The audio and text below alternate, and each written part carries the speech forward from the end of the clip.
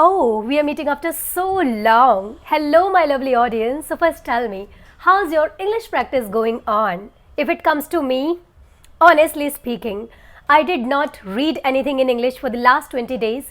I have not spoken in English. I have not listened anything in English. And yes, I did not do that intentionally.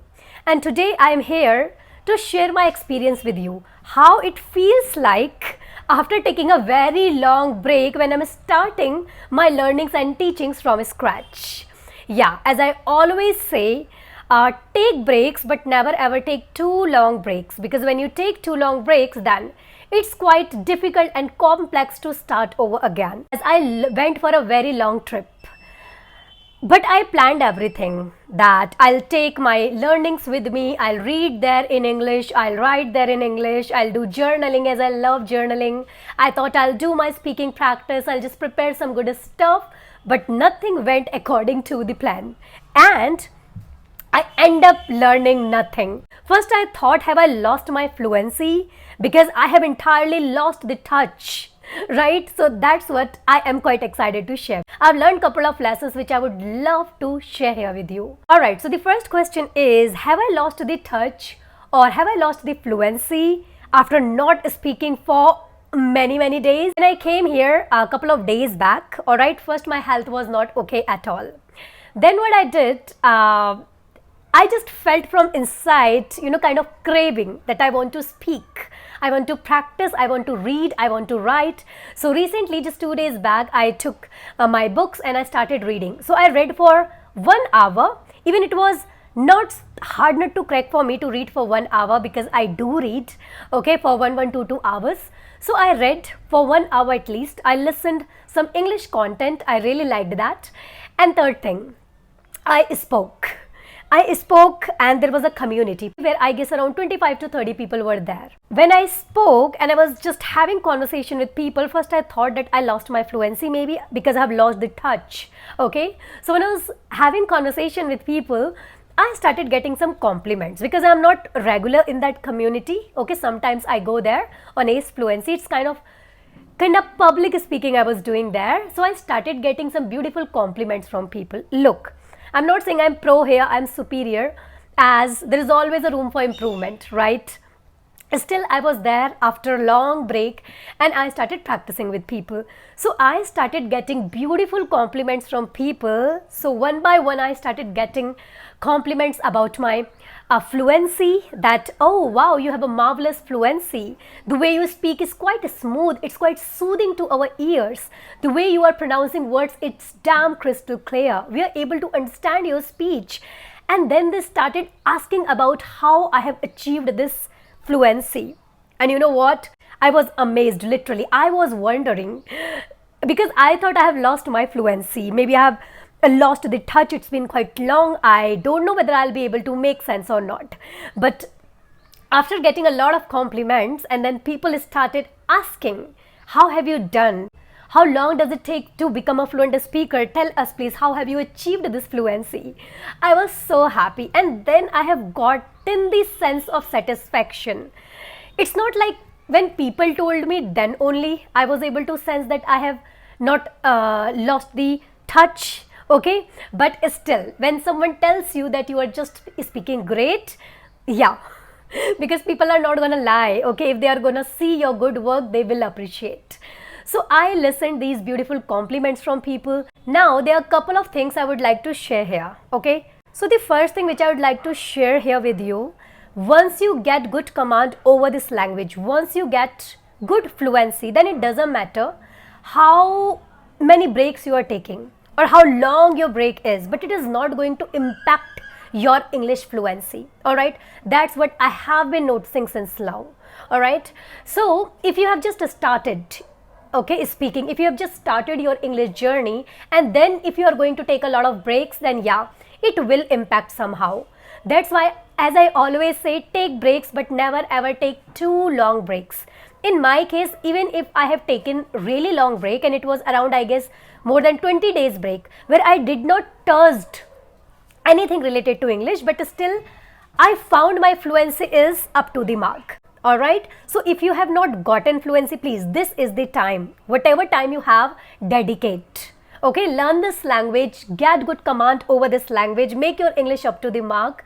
Okay, once you get good command over this language, once you get fluency, then you can take long breaks. Nothing will happen, it will not impact your fluency. All right, but if you have not gotten good command over this language yet, you will stuck. All right, this is the first lesson. Second thing is this: if you are not hustling, simply, whether it is learning a language or it is anything, all right, whatever you are doing in this life, if you are not hustling, then there is no point of taking breaks. All right, first at least get tired, get exhausted. If you are not getting tired, then what's the point of taking breaks? All right, so at least get tired and then take breaks. In my case, what happened, I was literally hustling and juggling with a lot of things, and I did not have time to even breathe. All right, but once I took long break, then I got some kind of craving to teach, craving to learn, craving to just work upon different skills just after taking break. But before that, I hustled. All right, so that's what I want to say, all of you English learners. First, learn how to hustle and then take break. You will get a sense of curiosity, you will get that craving to learn better. Okay, it's a kind of very refreshing feeling you will get once you take break. Okay, let me share one more thing with you. Earlier, couple of years back, when I did not have any good command over this language, when I did not have that good fluency, that time when I used to take long breaks, honestly speaking, I used to get frustrated a lot that now I am not making sense. It's kind of, I have lost the touch and my mind is not able to organize thoughts. I'm not able to speak. It used to happen with me. And that's why now I'm quite excited and now I'm quite happy with the results. Even after taking breaks, I am able to make sense. As you can see right now, I'm speaking without a script and I did not practice anywhere. I did not read. Still, I did not read anything. I haven't done anything, but that is there in my mind because I have shifted this language. This language is not in my conscious now. This language is in my subconscious, right? And once you instill something in your subconscious, then obviously that thing is not a hard nut to crack for you. That will come smoothly, right? And that's what I believe right now. If I'm speaking, yeah, fluency is there. I'm speaking in a smooth manner and words are coming through my mouth like a flowing river, right? That's what I can see, and it did not impact my fluency at all. Now you might be thinking, so I should not take any break. You must take break.